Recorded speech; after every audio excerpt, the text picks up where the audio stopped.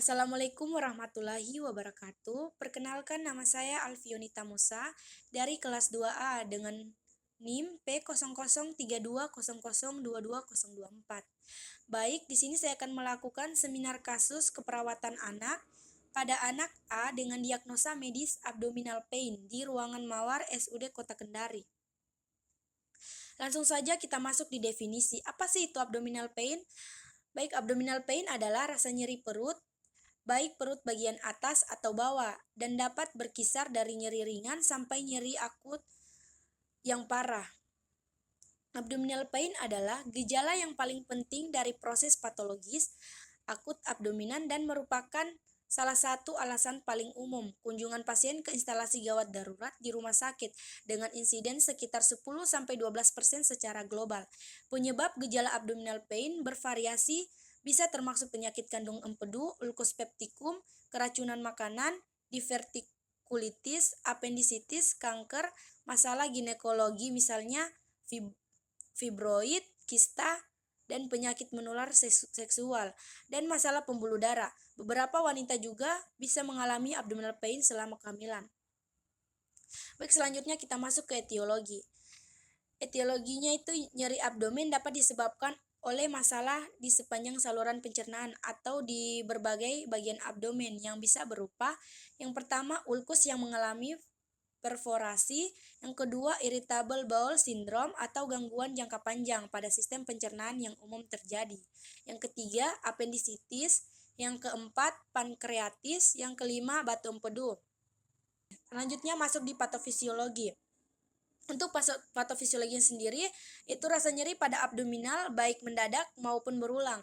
Biasanya selalu bersumber pada viscera abdomen, organ lain di luar abdomen, lesi pada susunan saraf spinal, gangguan metabolik, dan psikosomatik. Rasa nyeri pada abdomen somatik berasal dari suatu proses penyakit yang menyebar ke seluruh peritoneum dan melibatkan viscera mesenterium yang berisi banyak ujung saraf stomatik, yang lebih dapat meneruskan rasa nyerinya dan lebih dapat melokalisasi rasa nyeri daripada saraf otonom. Baik, selanjutnya kita masuk tanda dan gejala. Apa sih tanda dan gejalanya abdominal pain? Yang pertama itu nyeri abdomen, yang kedua mual muntah, yang ketiga tidak nafsu makan, yang keempat lidah dan mukosa bibir kering, yang kelima turgor kulit tidak elastis, yang keenam urin sedikit dan pekat, dan yang terakhir lemah dan kelelahan. Untuk komplikasinya yaitu yang pertama perforasi gastrointestinal, yang kedua obstruksi gastrointestinal. Untuk pemeriksaan penunjangnya yaitu yang pertama pemeriksaan fisik, yang kedua pemeriksaan DL, yang ketiga amilase, kadar serum lebih dari 3 kali batas atas kisaran normal merupakan diagnostik pankreatis. Yang keempat BHCG atau serum kehamilan aktopik atau kadar BHCG dalam serum lebih akurat daripada dalam urin. Yang kelima gas darah, arteri, asidosis metabolik atau iskemia usus, peritonitis, dan pankreatis. Dan yang keenam urin porsi tengah atau infeksi saluran kemih. Yang ketujuh EKG infark miokard. Yang ke-8 rongseng toras yaitu viskus perforasi atau udara bebas pneumonia. Selanjutnya kita masuk di kasus yaitu anak A berusia 6 tahun diantar ke IGD oleh ibunya dengan keluhan nyeri perut sebelah kanan dengan skala nyeri 7 disertai dengan demam. Klien nampak meringis dan lemas. TTV tekanan darah 120/80 mmHg, nadi 64 kali per menit, suhu 38,8 derajat Celcius, pernapasan 23 kali per menit. Selanjutnya kita masuk ke analisa data. Untuk masalahnya yaitu nyeri akut. Untuk data-datanya yaitu data subjektifnya. Yang pertama itu ibu klien mengatakan nyeri perut pada anaknya. Klien mengeluh nyeri. Untuk data objektifnya, nampak klien gelisah, nampak klien meringis. Tanda-tanda vitalnya, tekanan darah 120/80 mmHg, suhu 38,8 derajat Celcius, nadi 64 kali per menit, pernapasan 23 kali per menit.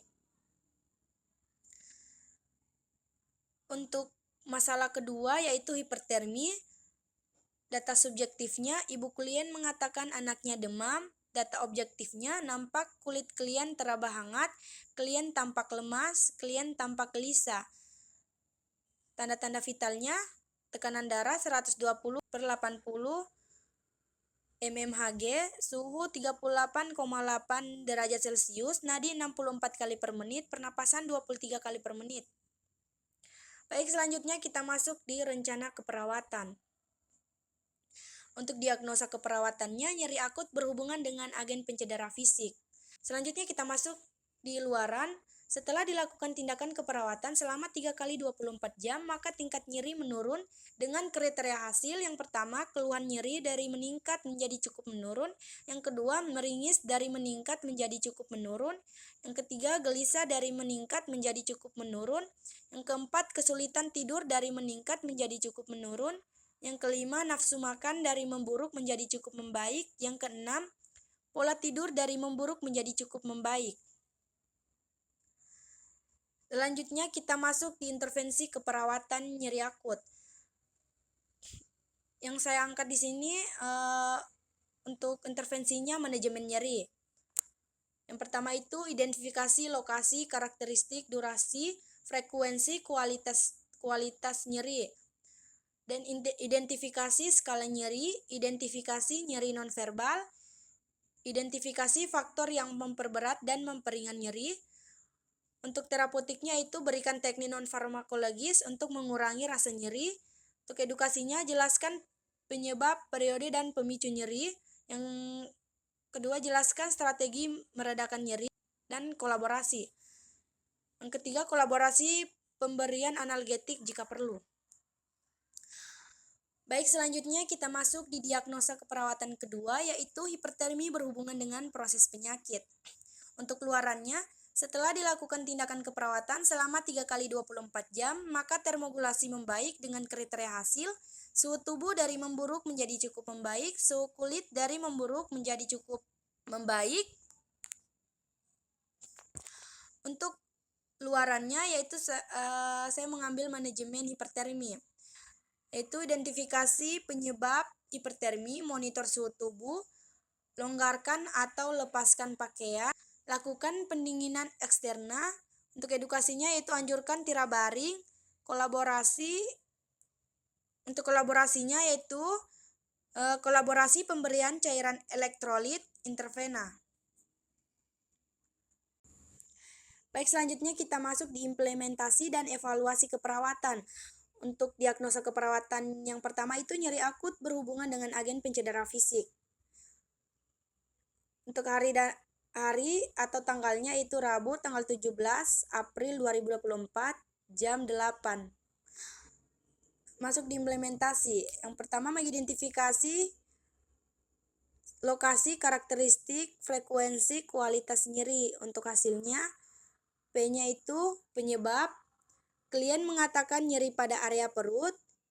Q-nya kualitas. Klien mengatakan seperti tertusuk-tusuk. R-nya regio, seluruh bagian abdomen. Untuk S-nya yaitu skala. Klien mengatakan skala nyeri 7. Untuk T-nya time, yaitu ibu klien mengatakan nyeri muncul 10 menit. Yang kedua, mengidentifikasi skala nyeri. Hasil, klien mengatakan skala nyeri 7. Yang ketiga, mengidentifikasi nonverbal. Hasilnya, klien nampak meringis dan gelisah. Yang keempat, mengidentifikasi faktor yang memperberat dan memperingan nyeri.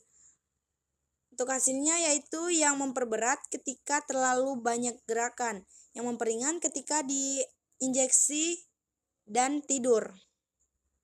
Yang kelima, memberikan teknik non-farmakologis untuk mengurangi rasa nyeri. Hasilnya, perawat memberikan terapi rasa nyeri. Yang keenam, menjelaskan periode, penyebab, dan pemicu nyeri. Hasil, penyebab nyeri karena nyeri pada abdomen. Yang ketujuh, menjelaskan strategi meredakan nyeri. Untuk hasilnya, mengajarkan relaksasi nafas dalam. Yang ke-8, kolaborasi pemberian analgetik. Hasilnya yaitu telah diinjeksi obat ranitidin. Pasien mengatakan nyerinya berkurang. Selanjutnya kita masuk ke evaluasi diagnosa pertama, yaitu subjektifnya. Klien mengatakan nyeri pada perut dengan skala 7. Objektif, klien nampak meringis, lemah, dan gelisah.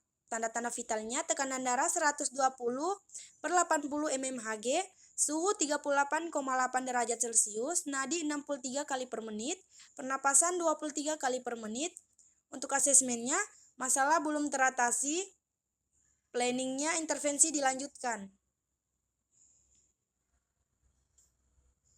Selanjutnya kita masuk di diagnosa kedua, yaitu hipertermi berhubungan dengan proses penyakit. Hari dan tanggal Rabu 27 April 2024. Untuk jamnya jam 8. Untuk implementasinya, mengidentifikasi penyebab hipertermi, hasil peningkatan suhu tubuh, monitor suhu tubuh untuk klien 38,8 derajat Celcius. Selanjutnya masuk terapeutik, melonggarkan atau melepaskan pakaian. Hasil, perawat telah melonggarkan dan melepaskan pakaian klien. Melakukan pendinginan eksternal. Untuk hasilnya, klien telah dikompres dengan menggunakan air hangat. Untuk edukasinya, menganjurkan tirabaring. Hasil, klien telah dianjurkan tirabaring. Masuk kolaborasi, yaitu kolaborasi pemberian cairan. Hasil, klien telah diberikan cairan RL dan paracetamol infus. Selanjutnya kita masuk ke evaluasi.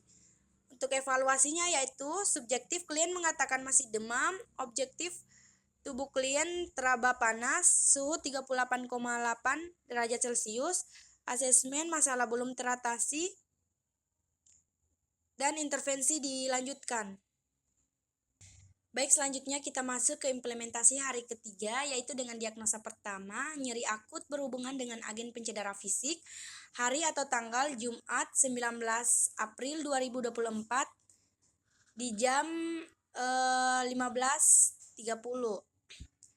Baik, kita langsung masuk saja ke evaluasinya. Untuk hasilnya itu, hasil subjektif, klien mengatakan sudah tidak merasakan nyeri. Untuk objektifnya, klien nampak sudah tidak meringis dan gelisah.